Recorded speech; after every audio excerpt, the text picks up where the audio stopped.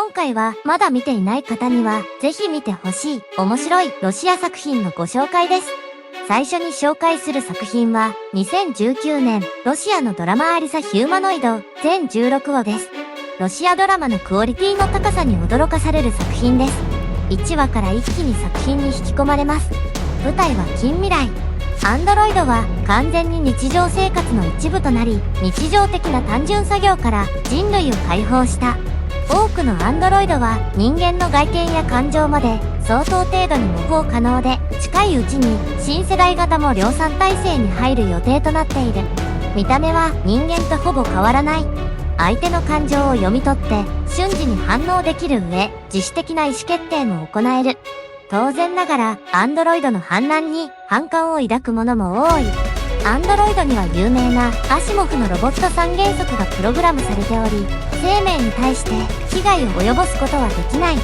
このように無害であるにもかかわらず、アンドロイドを破壊して回る新たなラッタイト運動も広がりつつあった。そうした活動の最中、ついに人間の死者も発生する。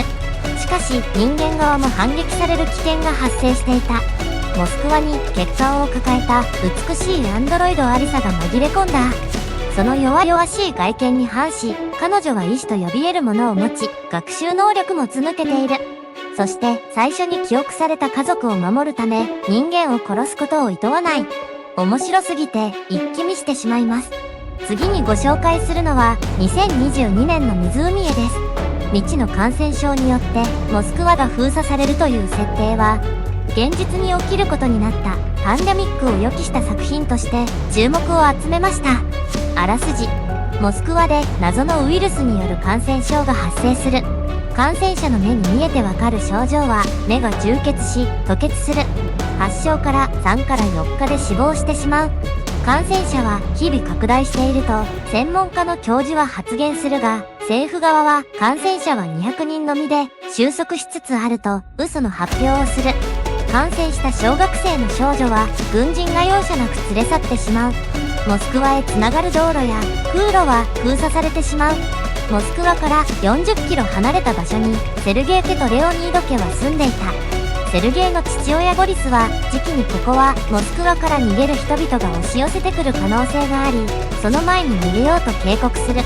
しかしその日の深夜、数人の軍人に襲われるが、なんとか軍人たちを撤退させる。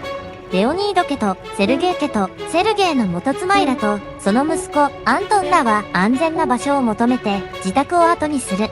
目的地はカレリアにあるボンゴ0湖。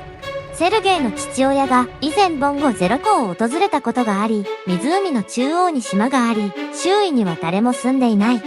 そこには船があって、寝る場所や水もあり、暖房、トイレもあり、湖では魚も釣れるという。そこを目指す一行だったが、苦難の道が待っていた。パンデミックを経験した私たちには、人事と思えない恐怖に襲われる作品です。